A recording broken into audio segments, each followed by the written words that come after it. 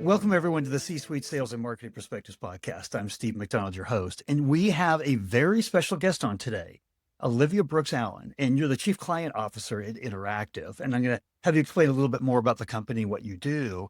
But what we're going to talk about today, I'm almost about ready to record our 300th episode with C-Suite executives. And we've never dug into client centricity the way that we are today. And we all know what's important. We all know that we're supposed to be customer obsessed, customer first, right? We would all say that, but it's actually how we show up, right? How we put that into action and how we make client centricity really the driver, put it in the driver's seat for our business. And, I had the good fortune of interviewing a gentleman, the chief customer officer at Ipsos, and they do tons of studies on this kind of stuff.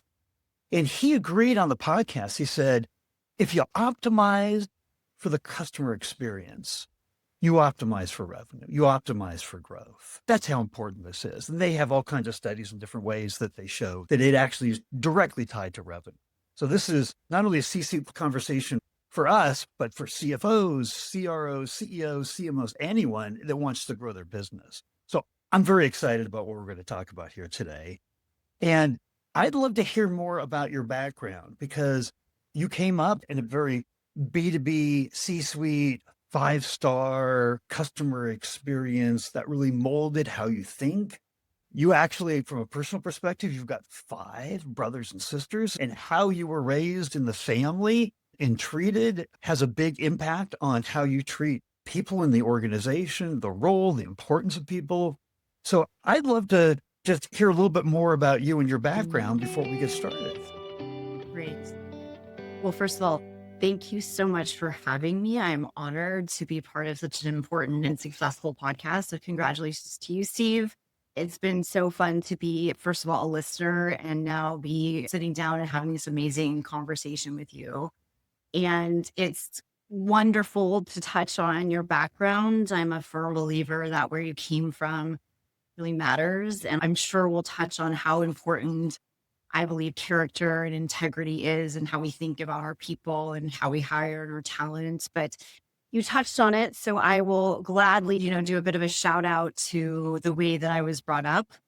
I grew up in Northern California, very proudly, sort of no shoes on, horses, chickens, dogs, cat, and as you mentioned, 5 other brothers and sisters. And we really held each other accountable in a time when there's a lot of screens and probably many children are overscheduled.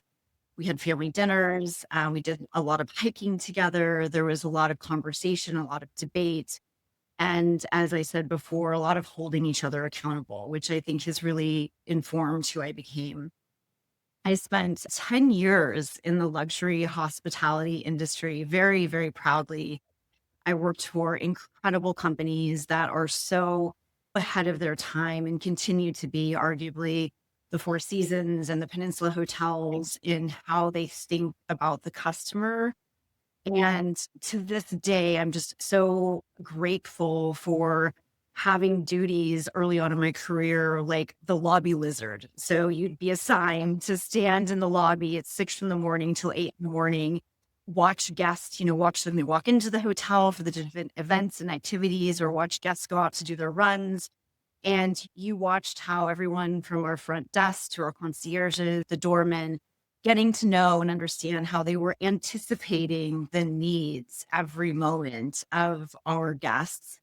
And it taught me so much. I didn't grow up with a background of privilege, so certainly it introduced me to how there's some finer touches of life that can make things really interesting. And if accessible to you, it's certainly something that those 5-star hotel experiences provide.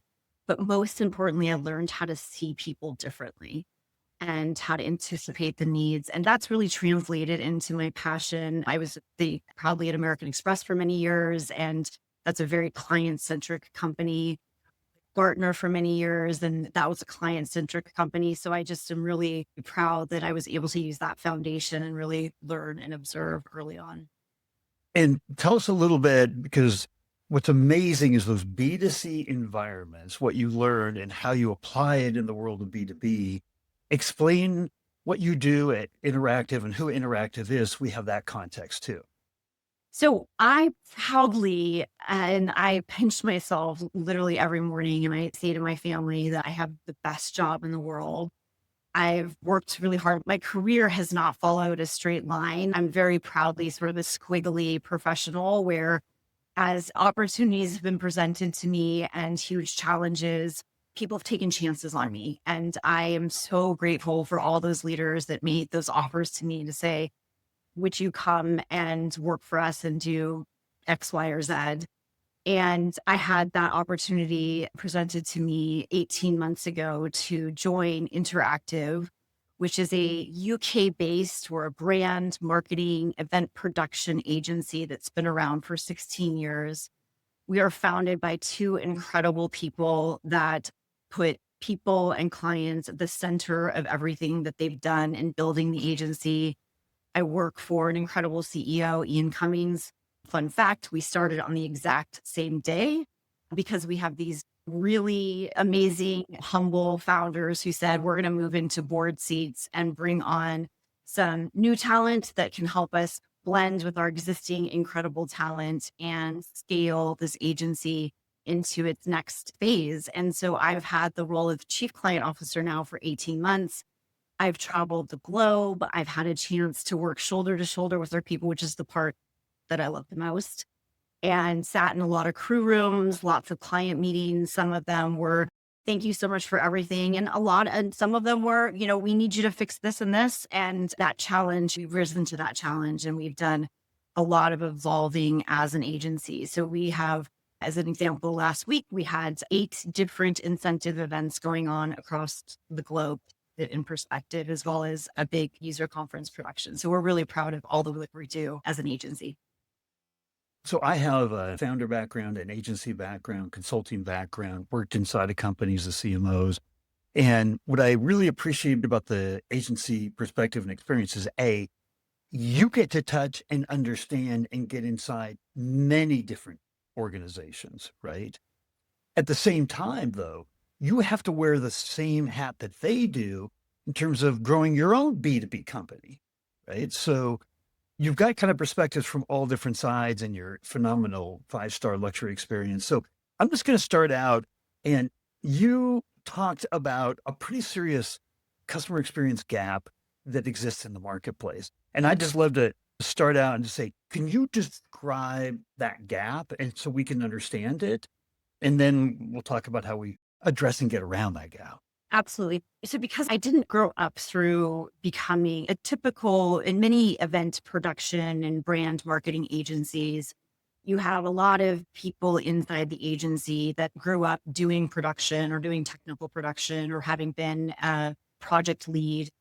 I didn't have that background. My first role at American Express was, for example, selling advisory services sales. I was going in and meeting with chief client officers and chief revenue officers and presenting to them opportunities for their business to accelerate through looking at cost savings, through looking at bringing in subject matter experts from our company into their business.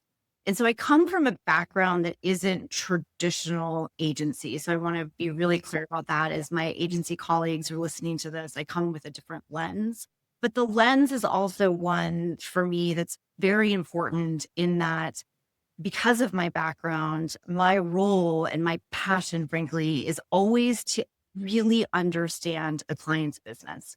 So when you hear me talk about being client centric, I think it's a word that is overused. And I think it's a buzzword. It's easy for you to say we're client centric in a creds deck, when you're trying to pitch new business and we really care about our clients.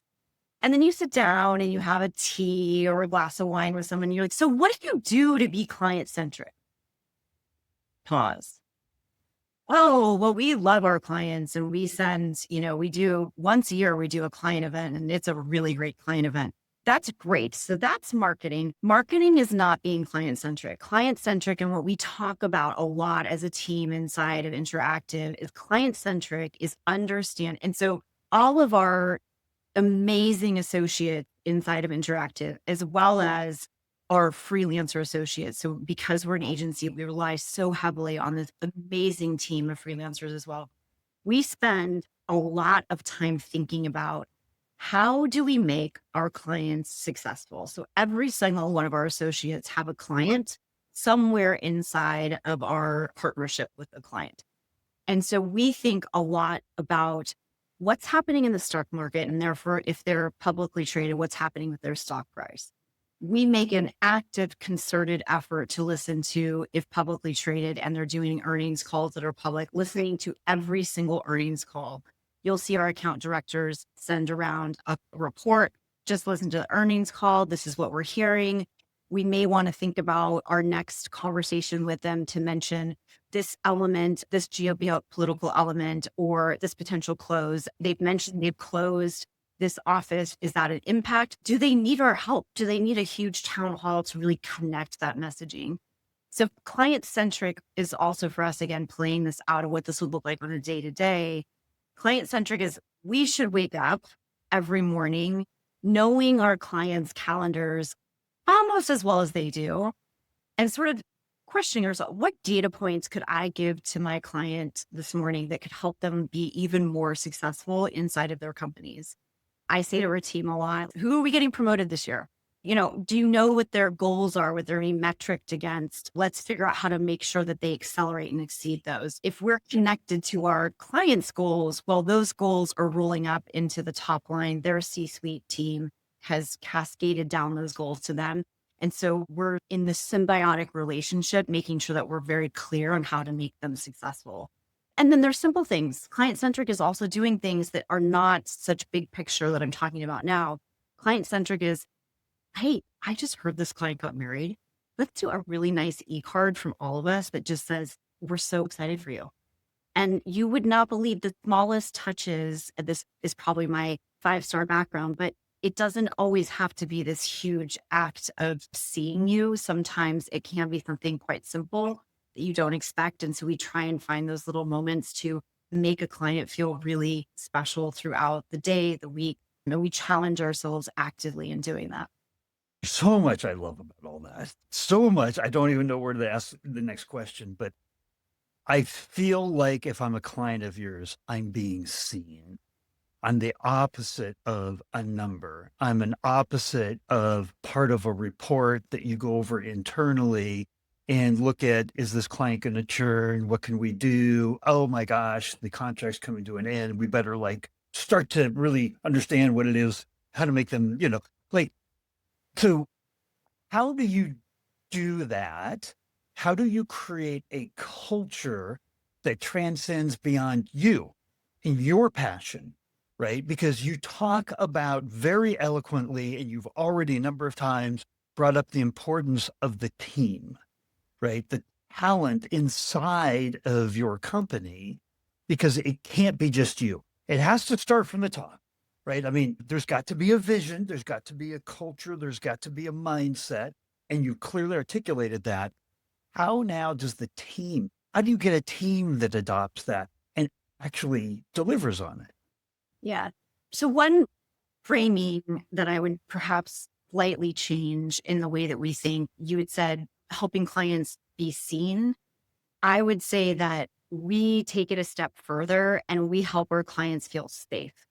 So we are very aware of all waking up every morning to hopeless news and macroeconomic factors that are out of our control.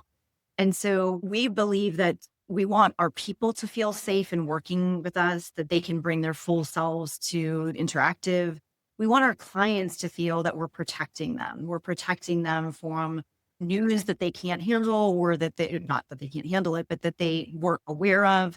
If we know that there's a big impact, for example, to a conference that maybe is happening in an area that might have some unrest, we may proactively say, hey, we've gone ahead and proactively looked at our budgets for you and made some recommendations of where should your attendance go down. Here's where we can save in the budget. So to the people, how do we do that? Not just from an Olivia's perspective, but from a full agency perspective. A couple of the things that we did last year, and this is throughout the industry, we have projects that come in. Sometimes they come in faster than you are necessarily ready for them. And as an agency, we took a real commitment about, I guess, a year ago to build out what we call the Interactive Academy. The Academy is a place where we have built modules of learning where our associates can come on board and immediately start to understand nuances of how a client thinks, words to use in meetings, where how they like to have call reports delivered post conversation, if they always want to pre-read the nuances, because every company that we work with has different cultures. And so the academy is a place where any of our associates can go and they've just joined and they'll be semi-dedicated or dedicated to this account. And their leader works with them to make sure that they're assigned the right academy curriculum to get them off to the races before. And then we start more training. We also do a ton of exposure, and I'll still lead a lot of client meetings to help teams see it's okay to apologize. This happened on Monday. I was leading a client call and I said, you know what? We didn't get that data right. Let me pause here and we'll put it into the notes. We're going to come back to you in 24 hours. Taking accountability is a huge word for us, right? That it is okay to take accountability. And my peers, both on the senior leadership team that all report up into our CEO, all the way through our wider management team, we are really empowered to say, I didn't get that right. Let me go fix that. Go back to the word safety. I feel so much safer if I know that I'm working with a team that operates with integrity, operates knowing that if they do say to a client, hey, I missed up here, this didn't work, there will not be repercussions. There is an absolute confidence in our people to say, go back, fix it, put it in the call notes. We use Microsoft Copilot for everything to capture notes through AI, makes our teams work much faster. But to your point, not one person can do this. You have to make sure that your entire company is living and breathing and understands the ethos. Our core values are very much driven on integrity bound, accountability, and kindness. I think that we tend to be very kind to one another and we have a good laugh too. And I've never worked with a greater group of people in terms of just feeling like I can bring my whole self to a role.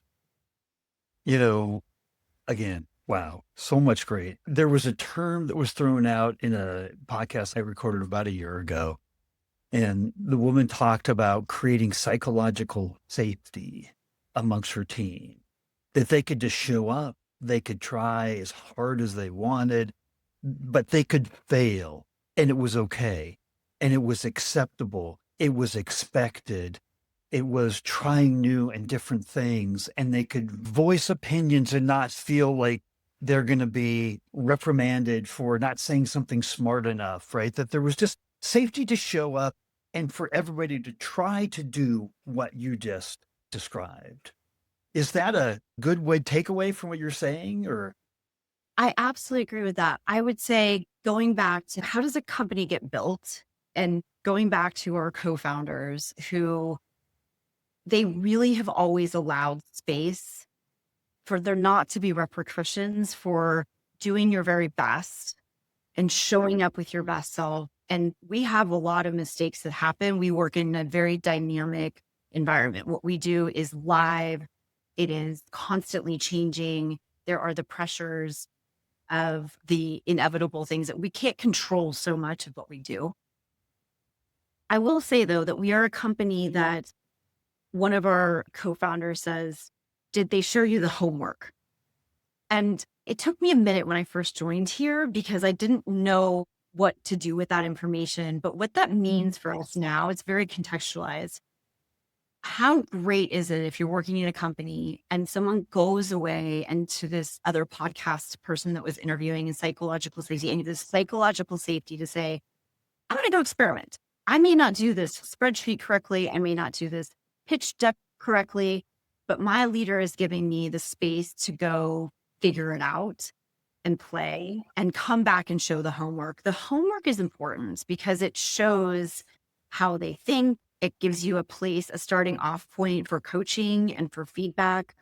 We are incredibly proud of being able to say, I wouldn't have thought about it that way. I really like that. I would tweak it and think about it in this way. And we actively ask for that. My management team, we just went through, as many management teams did, months back on our annual goals. And I'm sure people have been through the goal planning process before and they go into a goal planning tool, they sit there, but your peers never get to see it. My peers do very different things. So my management team is made up of the creative studio, the digital services team, the strategy team, the client services team. They have very different functions inside the agency. We spent a ton of time as a team listening to one another, listening to one another was going to accomplish this year, understanding where the dependencies were, why I can't do mine without you.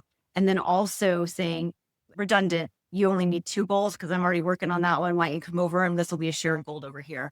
So we try and spend a lot of time really aligning as a team, but giving space. I'll open almost every call with, hey guys, let's make sure that this is a space where it's safe. Let's make sure that we are talking and giving active feedback to one another. And I will tend to try and go first and say, okay, hit me with the active feedback. And I might even on the side ask one of my leaders, hey, just don't hold back on me, right? So I want the team to actively see that you're really challenging me in a couple areas. I think it's really important that people see that it's okay, that I can learn and grow. Again, that growth mindset piece is absolutely one of the kind of the pillars in how we try and show up as team members. So you just used the word safety again in how you run these internal meetings. And I wrote it down and I decided when you said it, it was like, this is going to be my main takeaway. And I don't even know the rest of what she's going to say, right? But you talked about creating safety with your clients. You just talked about creating internal safety. And it seems to me that your title doesn't really say what you do. It's client facing, right? We're going to have to talk to the HR team about rechanging it. Yeah. Because what you just talked about is an incredibly important part of creating client centricity, safety. You have to first create internal safety centricity.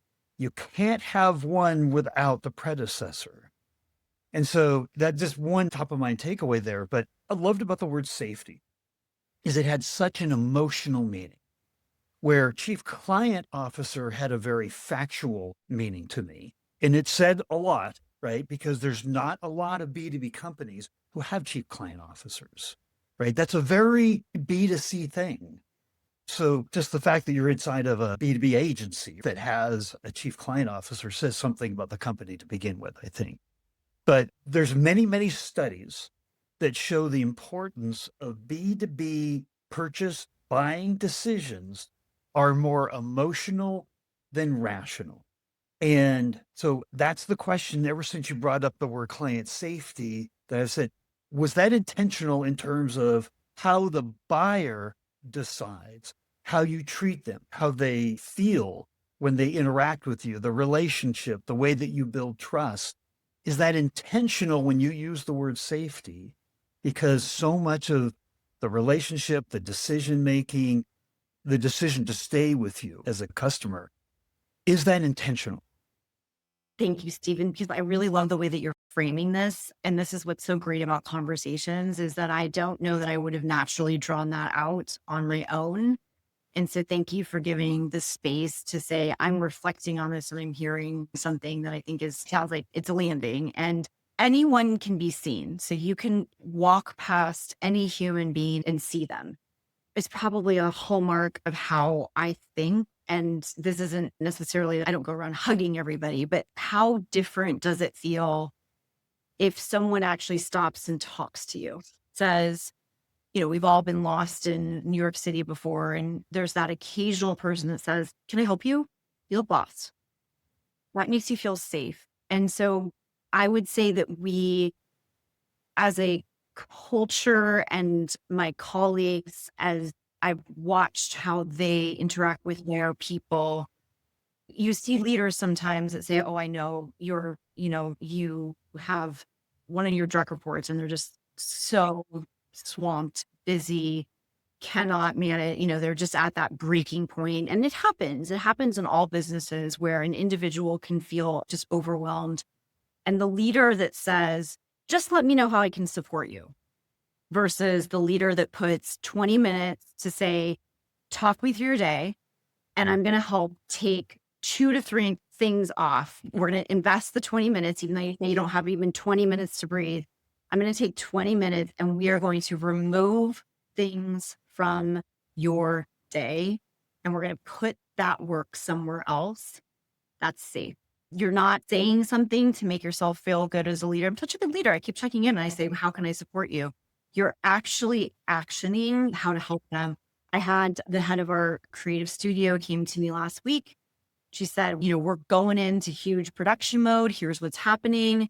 Here's what I need help with. Here's a role that I think is really functioning well within the business. And I said, give me 24 hours. Built the business case, came back to her within 24 hours and said, we have hiring approval, business case together to hire this additional role, which you said was going to take, help alleviate some pressure points. So you can say the right things.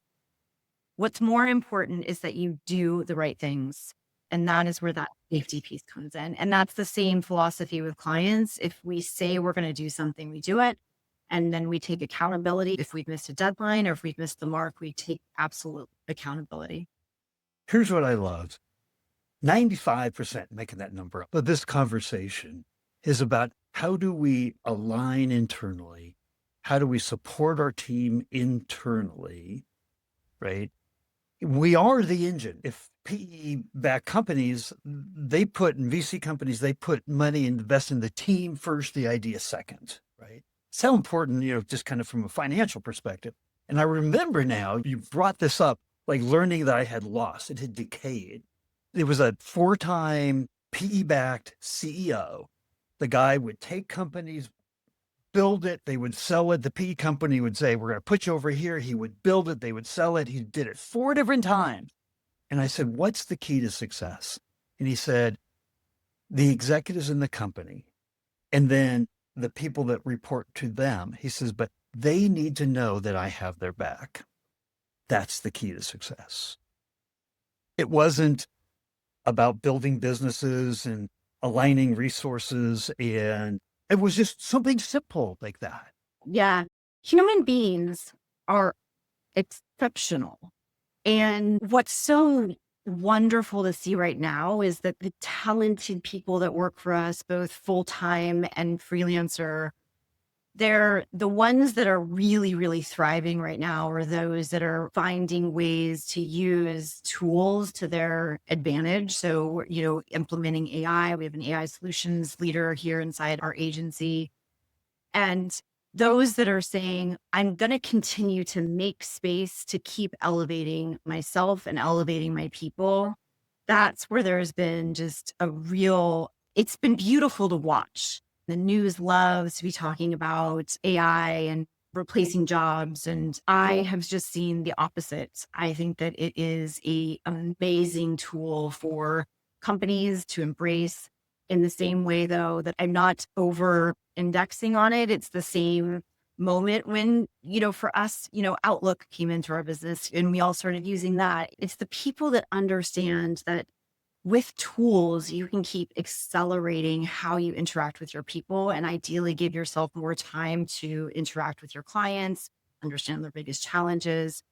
And I don't love the word busy. I try and really reframe the team and say, was your day productive? Because I keep hearing that the day was busy. We might be avoiding for whatever reason, and I try and dive into that. That team member might be avoiding harder work. And so I want to understand, do they not know how to do the harder work and we need training and development? Is it just not a natural skill set and we want to find a different place for them within the agency? So really listening to your people, and language matter. I'm a rhetoric and communication major in college. And so I am very respectful that the way that people speak and the words that they're telling you matter. And so if I get a one-on-one and someone says, oh, I've just been so busy. Okay, let's break that down, because I would love to hear, like, it's been a tough week. I had some really tough client calls and I had to get through some thick stuff. And I had some hiring challenges. The person that we wanted to come took another offer, but it was productive, Liv. That's where we strive to be as an agency, and giving our teams the right tools, technologies, partnerships. We rely heavily on partnerships is something that we think about a lot so that we can change from going to being busy, which sometimes is an excuse that they don't want to go and do the stuff that maybe they're less confident in doing, into it's been a thick week, but it's been productive. And I look back and I'm really proud of these three things that we got done as a team and as a company. I want to go another 2 hours. I really seriously do, but I know we can't. So here's what I'd love to do. If you could boil down from everything that we've talked about here, or maybe something we haven't talked about yet, but if there was one takeaway that you wanted CEOs, CROs, CMOs, CGOs to take away, they're going to be consuming this conversation. The one thing that you wanted them to take away from our discussion today, what would it be? I would say that it is really important to keep in mind that preparation is respect.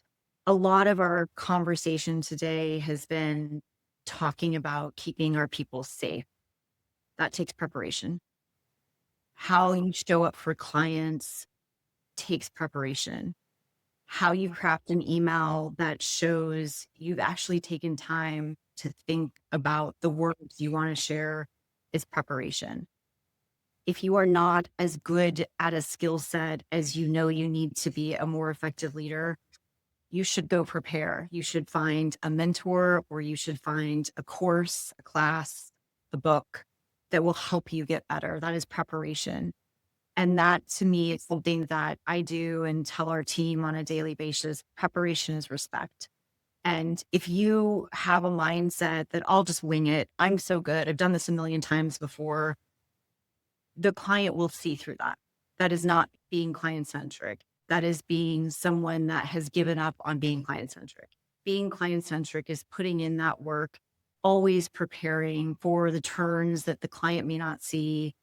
If you have anything from a quarterly business review to a weekly standing meeting with a client, if it's a weekly standing meeting, that 15 minutes of preparation is respect. And I think it's important in a world where we can move very fast, where you can write really darn good emails through some phenomenal AI tools. I would encourage executive leaders to teach their teams and then also check how they're showing up and make sure that they are preparing.